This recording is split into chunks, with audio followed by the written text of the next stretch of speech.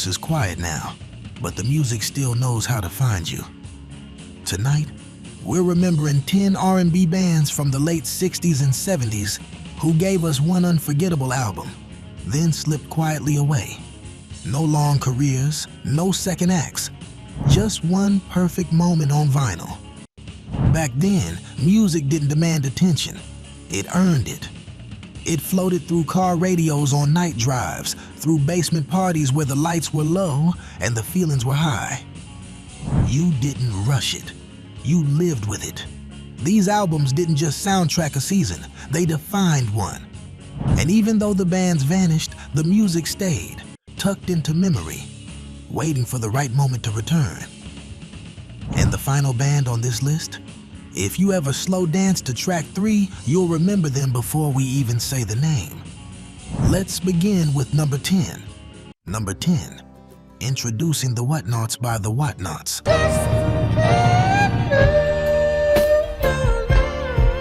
Sometimes a debut doesn't sound like a beginning. It sounds like a moment fully formed, as if the artists had lived through the entire journey already and handed you only the finest parts. That's how introducing the Whatnots felt in 1970. Emerging from Baltimore and New Jersey, the Whatnots entered a world shaped by the tail end of Motown's dominance and the raw beginnings of the Philly soul sound. But they weren't imitators. Their harmonies had a softness, a pleading honesty, like someone reaching out for love without pride getting in the way.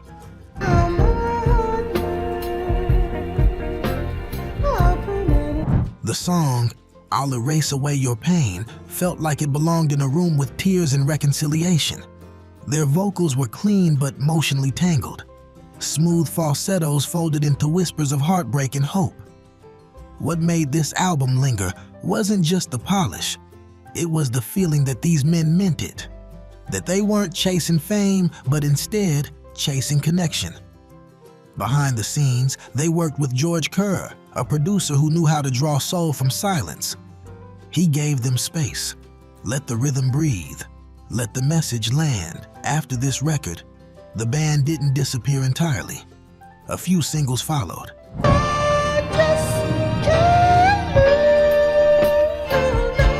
But the complete expression, the story arc, the soul narrative lived only in that one shining full length.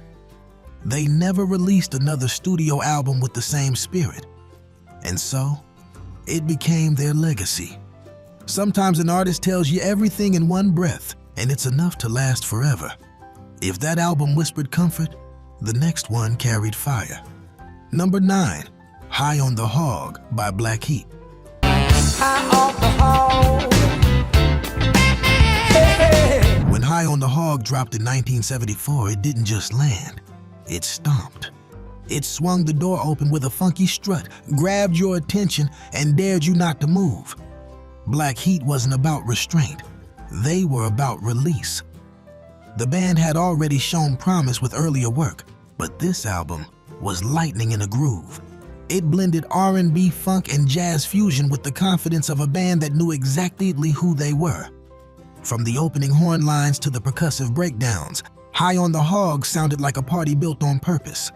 The track Zimbaku, with its chant-driven rhythm and driving energy, caught fire in underground clubs and radio stations that knew where to look. I got me a saying, I like to use a lot. It felt tribal, electric, alive, like something that had existed long before records and would last long after. They weren't just playing. They were channeling something deeper. Bass lines throbbed with heartbeat urgency. Horns cut through the air like declarations. And through it all, there was joy. Unfiltered, unapologetic joy. But just as the world started to notice, the noise quieted. The band faded from the scene, caught in the wave of changing tastes and industry shifts. Funk was moving toward disco, and fusion toward experimental extremes. There wasn't much room left for a band like Black Heat. My mama's in the kitchen, cooking up some beans. Still, for those who found High on the Hog, it became a kind of personal secret. A record you'd play for someone when the night got deep and you wanted to prove you knew. And once they heard it, they understood. Some albums make you feel seen, others make you feel alive. If that one danced through fire, the next walked straight into the storm. Number 8, Let's Do It Today by the Sweet Inspirations. I need your sweet. This album wasn't their first, but it was their last with the full soul of the original group intact. Released in 1970, Let's Do It Today marked the end of an era for the Sweet Inspirations, a group whose background vocals had already shaped the sound of American music behind giants like Aretha Franklin and Elvis Presley. But here, front and center, they stepped fully into their own spotlight. There was a raw ache in every phrase, the kind of ache that doesn't perform, it remembers.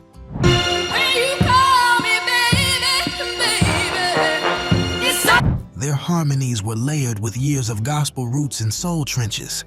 You could hear the church, you could hear the heartbreak, you could hear every road stop between Alabama and New York. The title track wasn't flashy. It didn't need to be. It wrapped around you like a voice you didn't know you missed. Other songs, like You Roam When You Don't Get It at Home, told the truth without blinking. These women sang about longing with the weight of lived experience. It wasn't just a record, it was a testimony. The lineup shifted after this album. Business changed, voices faded.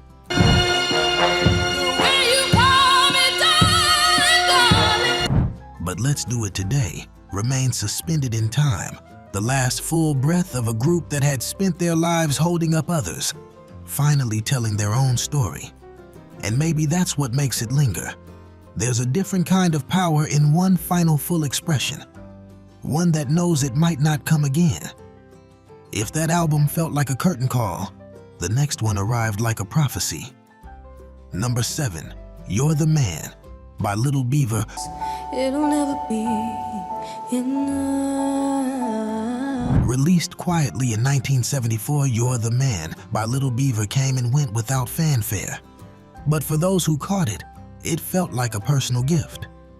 A late-night letter sealed in vinyl, addressed straight to the soul. Little Beaver, whose real name was Willie Hale, was more often heard through his guitar work than his voice. But on this album, both came together in a way that was gentle, unhurried, and deeply human. It wasn't polished for the charts. It was built for front porches, for headphones, for hearts that had been through something. Every piece of you is yours, fits perfectly. The title track was a low-simmer groove, never rushing, always sure. His guitar danced around his vocals like a second voice, soft, clean, precise. Songs like We Three and Party Down felt lived in, like stories told over coffee the morning after the storm. This wasn't a band with backup dancers and bright lights.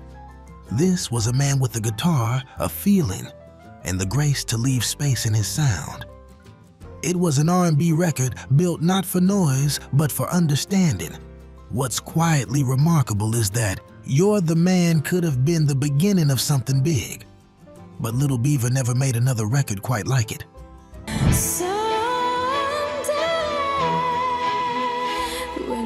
The industry shifted. Funk overtook the mellow corners of soul, and this album stayed behind, quietly perfect, quietly waiting. Sometimes it's not about rising to the top, it's about arriving once, exactly where you're needed. And for many, this album arrived in the still moments and never left. If that one whispered your truth, the next one shouted its joy through the ceiling. Number 6, Finally Got Myself Together by The Impressions.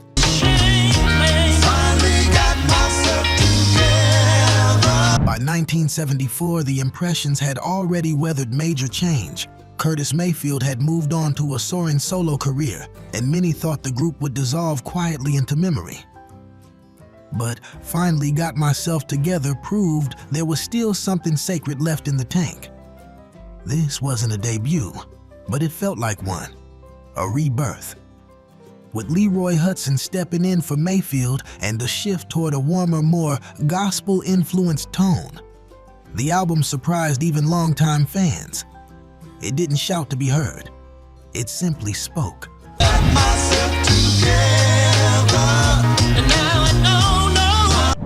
The title track was humble and healing, a message to anyone who'd ever stumbled, looked in the mirror, and decided to try again. Its groove was gentle, its vocals were steady. It didn't judge, it offered peace. What gave the album weight wasn't innovation, it was conviction. It came from men who had seen the other side of the hill and chose grace instead of glory. And while the public moment faded, the music did not. This record aged not like a trend, but like a truth. There's something beautiful about a band letting go of the spotlight, yet leaving behind one last room filled with soul. It would be their final truly complete statement. After that, lineups changed, releases slowed, and the harmony that once defined a generation gave way to silence.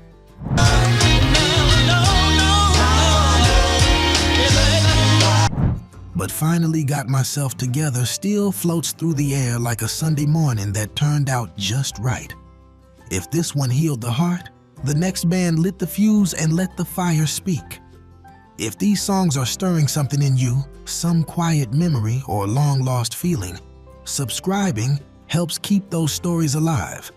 Just one click keeps the music playing. Number 5, Cold Blood by Cold Blood.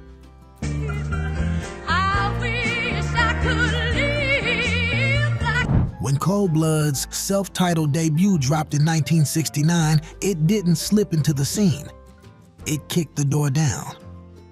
Here was a band that blended R&B, soul, and horn-fueled rock with a ferocity that felt alive in your chest.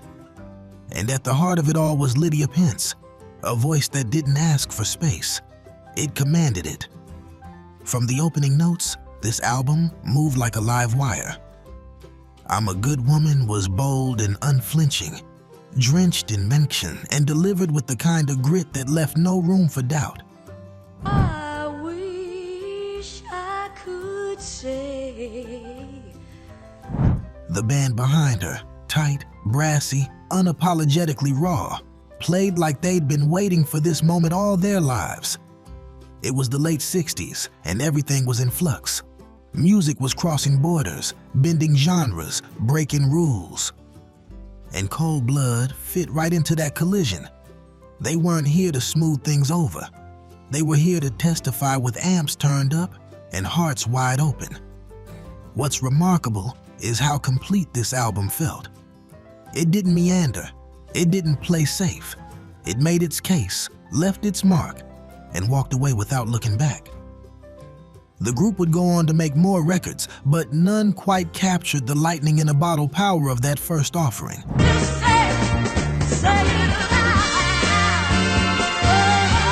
Later albums softened. This one burned. For some, Cold Blood became a secret anthem. For others, a glimpse of what soul could sound like when it broke free of tradition and danced with fire. One album, one shot, and for many, one unforgettable flame. If that one charged like a storm, the next moved like a prayer. Number 4, Don't Fight the Feeling by Pieces of a Dream. Dance for you, you're through. I can't put it more blunt. Your vocab is restricted, you're addicted. Released in 1981, Don't Fight the Feeling was a quiet revolution. A debut that didn't raise its voice but somehow managed to shift the temperature of the room. At just 17 years old, drummer Curtis Harmon and keyboardist James Lloyd brought a sound that was polished but personal, youthful but wise. Rooted in Philadelphia, Pieces of a Dream straddled the edge between jazz fusion and smooth R&B. But this album leaned into the soul side more than any of their later works. Punk, I'm not a tease, I'm not a skeezer, and most definitely not a dick pleaser. The title track felt like late-night city lights. Slow-moving, amber glow music for people who'd lived a little and were just learning how to exhale again. Grooves glided, never rushed. Bass lines rolled like warm rivers, The melodies carried you without asking much in return. This wasn't background music.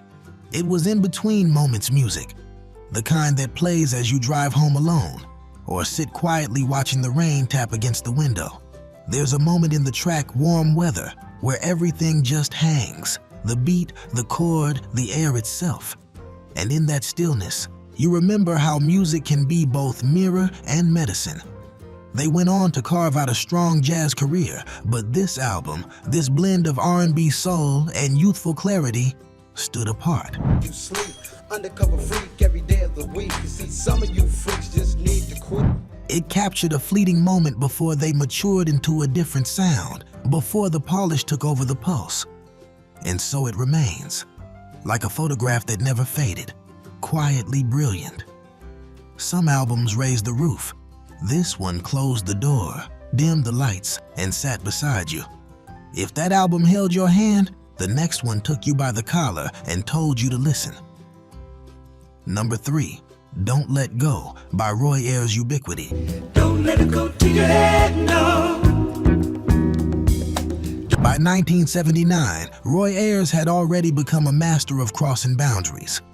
Jazz, funk, soul, he blended them all with ease. But with Don't Let Go, credited to Roy Ayers' Ubiquity, something different happened. This was no longer just an exploration. It was a culmination. The album hit with a warmth that felt immediate but never hurried. Tracks like Don't Let Go and Freaky Deaky shimmered with groove and sensuality, wrapping themselves around your senses like the scent of summer on concrete after rain. There was rhythm, but also restraint.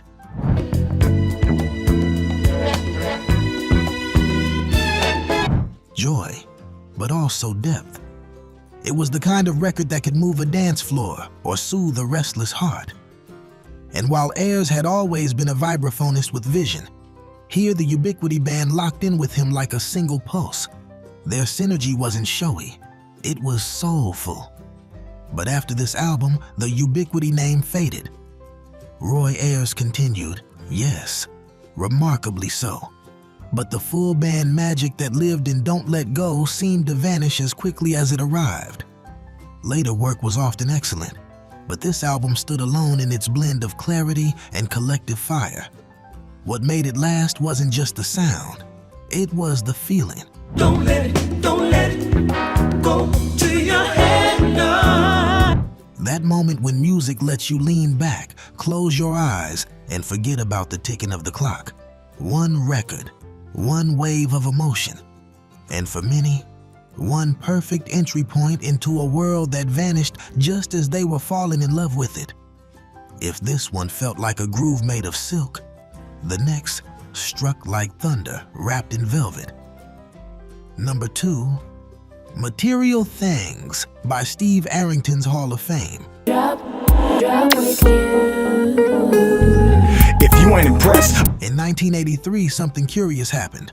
A voice stepped out from behind the drums, and it didn't just sing, it testified. Steve Arrington, already known for his work with the funk outfit Slave, formed his own group and released Steve Arrington's Hall of Fame. Volume 1. The album Material Things was its crown jewel.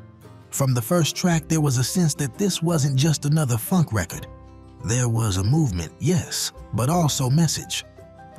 Nobody Can Be You But You didn't ask for applause, it offered affirmation. It said, you matter just as you are.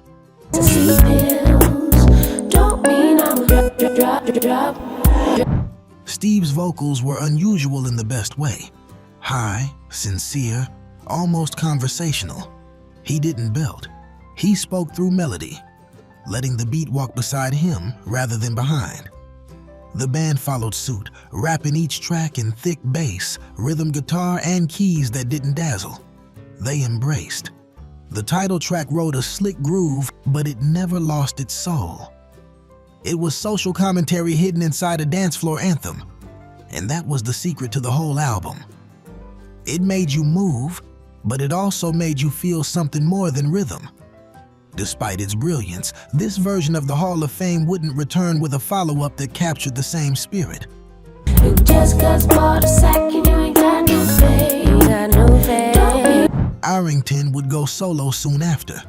The band dissolved like smoke, leaving behind one perfect groove-laden time capsule.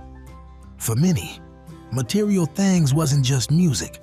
It was a reminder of identity, of confidence, of joy in one's own skin. Some records take you out into the world. This one brought you home. If that one gave you strength, the final entry gave you shelter. Number 1, Mood by the Silvers.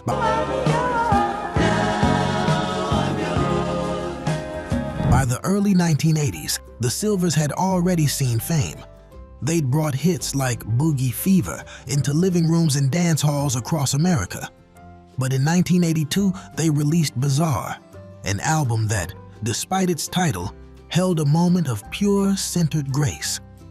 A track simply called Mood. It was not a single. It didn't top any charts. But for those who found it, Mood was unforgettable.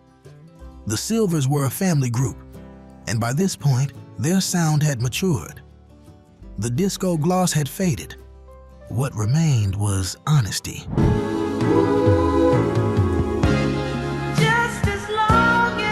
Clean vocals, restrained arrangements, and harmonies that felt like shared memory. Mood captured all of that. It was slow, steady, and deeply emotional. A quiet storm ballad with no storm, just still waters. The track moved like reflection, a voice thinking aloud, a melody remembering something it wasn't sure it could hold on to. There was no urgency, no climax, just presence. And then, as softly as it arrived, it was gone. The group didn't release another album with that same sense of intimacy. Life moved on, styles changed. But that one song, tucked inside an overlooked album, became a kind of secret sanctuary for those who needed it. Forever young, forever. It wasn't fame that made this moment matter. It was its existence. The knowledge that someone, somewhere, once put that feeling to tape and sent it into the world. And sometimes, that's all we ask from music. That it meets us where we are and stays there, quietly. Some albums arrive like beginnings. Others feel like farewells dressed in brilliance. These 10 bands gave us something that didn't stretch across decades or overflow with follow-ups. They gave us one perfect album, one flash of clarity, one story that never needed a sequel. And maybe that's why we remember them. Not despite the silence that followed, but because of it. Because the music didn't fade. It stood still, waiting for us to come back, year after year, needle after needle, memory after memory. Thank you for remembering them with me tonight. If any of these albums brought back a face, a place, or a time in your life, you're not alone. That's what soul music does. It remembers for us. If you'd like to hear more stories like this, feel free to subscribe. There's no rush, just a quiet invitation to keep the music close. Next time, we'll open another door. Maybe a year, maybe a forgotten label, maybe a voice that never should have been lost. It's waiting on the end screen right now. 10 R&B bands destroyed by their own manager. I'll see you there.